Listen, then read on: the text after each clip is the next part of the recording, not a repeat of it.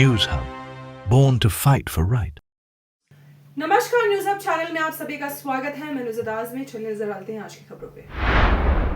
रविवार को केरला के तट के पास में एक कंटेनर डूब गया। इस पे मोस्टली तेल कंटेनर शामिल थे। साइंटिस्ट ने वार्निंग दी है कि अगर ये तेल कोस्ट तक पहुंच गया तो मॉनसून करंट्स की वजह से क्लीन करना मुश्किल हो जाएगा और जल जीवन को भी खतरा पहुंच सकता है। केरला के कोस्ट के पास में एक लिबरेरियन कंटेनर शिप MSC एल्सा 3 डूब गई है, जिसमें मेजर ऑयल स्पिल का खतरा मंडरा रहा है। ये हादसा रविवार को हुआ और अब इंडियन नेवी और कोस्ट गार्ड इमरजेंसी मोड में काम कर रहे हैं ताकि ऑयल लीक को कंट्रोल किया जा सके। साइंटिस्ट ने वार्निंग दी है कि अगर ये ऑयल कोस्ट तक पहुंच गया तो मॉनसून करंट्स की वजह से क्लीन करना मुश्किल हो जाएगा। Central marine fisheries research institute की टीम्स को 3 अलग अलग कोस्टल लोकेशंस पर भेजा गया है। ये टीम्स वाटर और सेडिमेंट सैंपल्स ले रही हैं ताकि ओशन इकोलॉजिकल पर होने वाले इंपैक्ट्स को एनालाइज किया जा सके। इंडियन नेवी और Coast Guard offshore clean up करने की कोशिश में लगातार काम कर रहे हैं, क्योंकि अगर एक बार ऑयल शोर पर पहुंच गया तो उसकी सफाई करना बहुत मुश्किल हो जाएगा। मराइन बायोलॉजी एक्सपर्ट्स कह रहे हैं कि ज्यादा से ज्यादा ऑयल का समुद्र में ही कंट्रोल करना जरूरी है, क्योंकि बीच तक पहुंचने के बाद ये मराइन लाइफ और फिशरीज को लंबे समय तक नुकसान पहुंचा सकती है। अगर कंटेनमेंट सक्सेसफुल नहीं रहा तो केरला की मराइन बायोडाइवर्सिटी और लोकल फिशिंग इकोनॉमी को भारी नुकसान हो सकता है। मॉनसून विंड्स और करंट्स क्लीन अप में और ज्यादा दिक्कत ला सकता है। ऐसे समय rapid response, accurate environment monitoring और international level clean up protocols की जरूरत है। सोमवार को मूसलाधार बारिश ने मुंबई को डुबा दिया, जिसमें 255 mm तक बारिश हुई। कच्चे रोड, बंद पंप्स ने बीएमसी की सच्चाई को सामने लाया। दिक्कतों से जूझ रहे लोगों ने सोशल मीडिया पर अपना गुस्सा दिखाया। मुंबई में मानसून की पहली बारिश ने बीएमसी की तैयारियों का सच सामने ला दिया। 27 मई को सुबह से लेकर दोपहर तक किंग सर्कल, हिंद माता और गांधी मार्केट जैसे इलाके भारी बारिश से डूब गए। डिसिल्टिंग अधूरी, डी वाटरिंग पंप्स बंद और आधे खुदे रास्ते बन गए। सिटी के लिए डिजास्टर। बीएमसी ने 2024-25 में SWD डिपार्टमेंट के लिए 3000 करोड़ का बजट दिया था, पर काम पूरा नहीं हुआ। ऑफिशियल्स कहते हैं कि अर्ली मानसून ने उन्हें सरप्राइज किया, लेकिन असली वजह तैयारी की कमी है। गुजरात के गांधीनगर के एक इवेंट में प्रधानमंत्री नरेंद्र मोदी जी ने पाकिस्तान पर जबरदस्त प्रहार किया। उन्होंने कहा कि पाकिस्तान जब भारत के सामने टिक नहीं पाया तब उसने क्रॉस बॉर्डर आतंक शुरू किया। गांधीनगर के एक इवेंट में प्रधानमंत्री नरेंद्र मोदी जी ने पाकिस्तान पर जबरदस्त प्रहार किया। उन्होंने कहा कि पाकिस्तान जब भारत की सेना के सामने टिक नहीं पाया तब उनसे क्रॉस बॉर्डर टेररिज्म शुरू किया। यह प्रॉक्सी वार नहीं, सीधा युद्ध है। प्रधानमंत्री ने कहा, उन्होंने दिखाया कि पाकिस्तान का टेररिज्म पूरा मिलिट्री सपोर्ट के साथ आता है, जैसे कि शहीदों को स्टेट ऑनर मिला। साथ ही मोदी जी ने इंडस वाटर ट्रीटी को भी गलत तरीके से की गई डील बताया, जिसमें कश्मीर के डैम्स को क्लीन करने की भी इजाजत नहीं थी।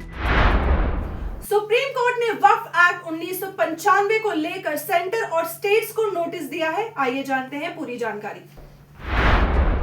सुप्रीम कोर्ट ने मंगलवार को सेंटर और स्टेट्स को नोटिस जारी किया है, एक पिटीशन के ऊपर जो वक्फ एक्ट 1995 को चैलेंज करता है। ये नोटिस दिल्ली के निखिल उपाध्याय के द्वारा दायर की गई प्ली पर जारी हुआ है, जिसे एडवोकेट हरीश शंकर जैन और एक अन्य व्यक्ति की मिलती जुलती पिटीशन के साथ टैग किया गया है। चीफ जस्टिस BR गवई और जस्टिस AG मासी की बेंच ने पहले भी अमेंडमेंट से जुड़ी वृट पिटीशन सुनते वक्त ये सवाल उठाया था कि इतने सालों बाद 1995 का एक्ट अब क्यों चैलेंज किया जा रहा है। कोर्ट ने अप्रैल 17 के ऑर्डर में पिटिशनर को एक स्पेशल केस के रूप में रिस्पॉन्स फाइल करने की छूट भी दी है। ये केस अब वक्फ एक्ट के कानूनी दर्जे और उसमें हुए नए अमेंडमेंट्स की समीक्षा के लिए इम्पोर्टेंट बन गया है। आज सुबह 9 बजे मुंबई पुलिस के कंट्रोल रूम में मुंबई एयरपोर्ट पर बम धमकाने की धमकी दी गई थी, जिसके बाद पुलिस ने एक्शन लेते हुए एक 35 साल के व्यक्ति को पकड़ा है। आज सुबह 9 बजे मुंबई पुलिस कंट्रोल रूम को एक बॉम्ब थ्रेट कॉल मिला, जिसमें कहा गया कि मुंबई इंटरनेशनल एयरपोर्ट को 2 बजे उड़ा दिया जाएगा। इस कॉल के तुरंत बाद एयरपोर्ट ने हाई अलर्ट लगा दिया गया और सिक्योरिटी एजेंसीज एक्टिव हो गई। कॉलर ने अपना नाम नहीं बताया था, लेकिन पुलिस ने जल्दी एक्शन लेते हुए 35 साल के मनजीत कुमार गौतम को MIDC एरिया से अरेस्ट कर लिया। वो यूपी का रहने वाला है, लेकिन अभी साकिनाका मुंबई में रहता है। पुलिस ने कहा कि इनिशियल इन्वेस्टिगेशन के हिसाब से गौतम ने अकेले ही ये धमकी दी थी। अब उसका मोटिव जांच का सब्जेक्ट है। मुंबई एयरपोर्ट पे बॉम्ब स्क्वाड, डॉग स्क्वाड और CSF ने फुल चेकिंग की। MIDC पुलिस ने कॉलर को ट्रेस करके कुछ ही घंटों में गिरफ्तार किया। ये एक फेक बॉम्ब थ्रेट था, लेकिन पुलिस ने काफी सीरियसली लिया। ऐसे मजाक में भी धमकी देने के बाद क्राइम है और कानूनी कार्रवाई पक्की है। इंडियन मेट्रोलॉजिकल डिपार्टमेंट को मिला देश का पहला भारत फोरकास्ट सिस्टम, जिससे भारत के मौसम को बारीकी से देखने की सुविधा मिलेगी।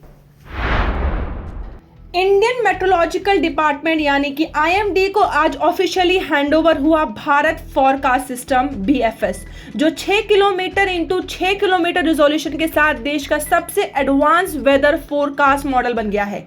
ये मॉडल पुणे के Indian Institute of Tropical Meteorological ने डेवलप किया है और मॉनसून सीजन की शुरुआत से IMD इसे यूज करेगा।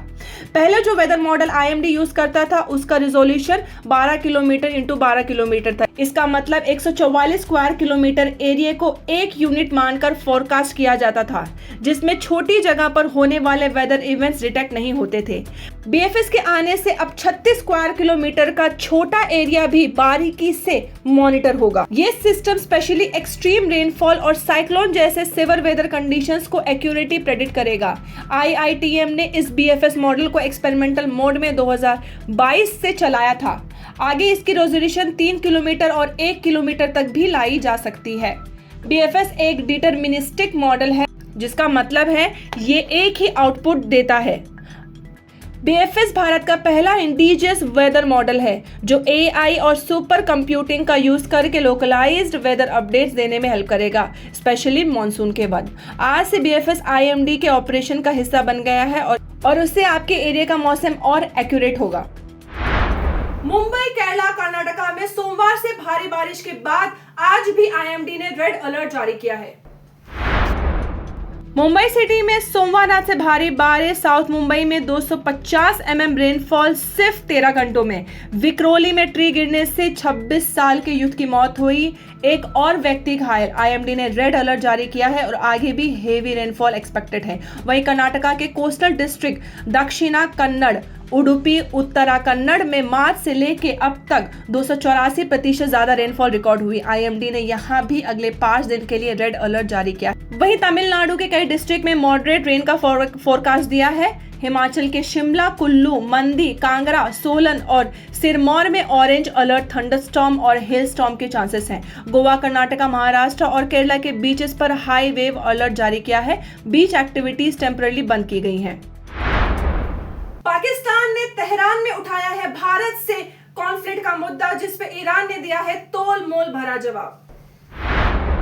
पाकिस्तान के प्राइम मिनिस्टर शहबाज शरीफ और फील्ड मार्शल असीम मुनीर तेहरान में ईरान के सुप्रीम लीडर अयतुल्ला खामेनी से मिले। गाजा क्राइसिस पर दोनों कंट्रीज ने एकजुट होने की बात की, जबकि पाकिस्तान ने भारत पाकिस्तान टेंशंस का भी मुद्दा उठाया। शरीफ ने पहलगाम आतंकी हमले के बाद भारत के एयर स्ट्राइक का जिक्र किया और ईरान के पॉजिटिव रोल को अप्रिशिएट किया, लेकिन अयतुल्ला खामेनी ने बस इतना कहा कि हम चाहते हैं कि भारत पाकिस्तान के बीच के डिस्प्यूट्स पीसफुली रिजॉल्व हो जाए। ईरान ने पाकिस्तान की तारीफ की कि उसने इजराइल के साथ टाइज नॉर्मलाइज की। खामेनी ने कहा कि पैलेस्टीन इशू इस्लामिक वर्ल्ड के लिए सबसे इम्पोर्टेंट है। शरीफ ने भी कहा कि पाकिस्तान गाजा के लोगों के साथ खड़ा है। 1 साल पहले दोनों देश एक दूसरे के टेरिटरीज पर एयर स्ट्राइक कर चुके हैं, अब दोस्ती की तरफ कदम बढ़ रहे हैं। मई 9 को भारत ने ईरान के फॉरेन मिनिस्टर के साथ जॉइंट कमीशन मीटिंग की और कहा कि टेररिज्म पर मिलकर काम करने का प्रॉमिस। ईरान ने मीडिएशन का ऑफर दिया था, लेकिन भारत ने क्लियर कहा कि POK वापस लेना ही सिर्फ मुद्दा है। गाजा इशू ने पाकिस्तान ईरान को पास लाया है, जबकि भारतीय न्यूट्रल स्टैंस ले रहा है। 2 स्टेट सॉल्यूशन और सीज फायर की सपोर्ट करता है। पाकिस्तान ने ईरान के जरिए अपना नैरेटिव भारत के खिलाफ रखने की कोशिश की, लेकिन ईरान ने केयरफुली बैलेंस स्टैंड लिया। गाजा का मुद्दा दोनों को जोड़ रहा है, लेकिन भारत अपने डिप्लोमेटिक इक्वेशन को कॉशियसली हैंडल कर रहा है। सुप्रीम कोर्ट ने gateway of India jetty project को रोक लगाने वाली प्ली को सुनने से मना कर दिया है। सुप्रीम कोर्ट ने प्ली खारिज कर दी है। सुप्रीम कोर्ट ने मुंबई के गेटवे ऑफ इंडिया के पास पैसेंजर जेटी और टर्मिनल फैसिलिटीज के कंस्ट्रक्शन पर रोक लगाने वाली प्ली सुनने से मना कर दिया। कोर्ट ने कहा कि Bombay high court already case देख रहा है, जिसमें 16 जून को सुनवाई होगी। पेटिशनर ने प्रोजेक्ट को वीआईपी सेंट्रिक और बिना पब्लिक हियरिंग का बताया, जबकि महाराष्ट्र सरकार ने इसे पब्लिक इंफ्रास्ट्रक्चर प्रोजेक्ट बताया, जिसमें 7 क्लियरेंस लिए गए हैं। एससी ने बोला, सिटी के लिए अच्छा हो रहा है, हर कोई अपोज करता है पर बाद में फायदा दिखाई देता है।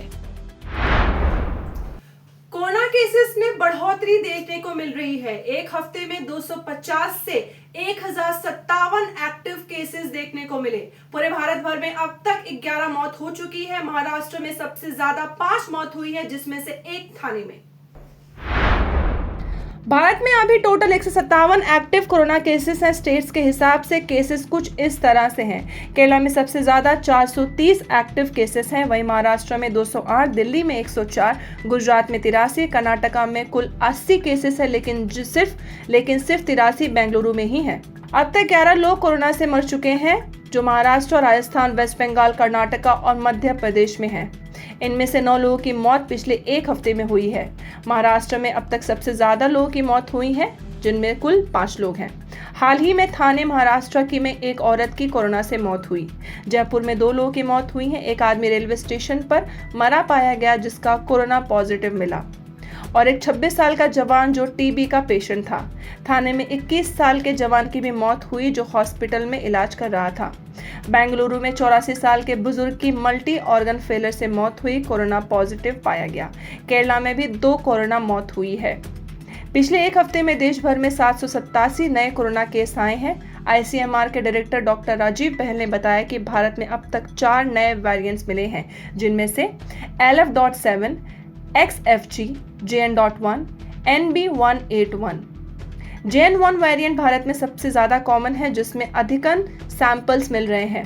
दूसरा कॉमन वेरिएंट है BA.2, 26% जो पाया जाता है, और एमिक्रॉन सबलिनियज 20% तक पाया जाता है।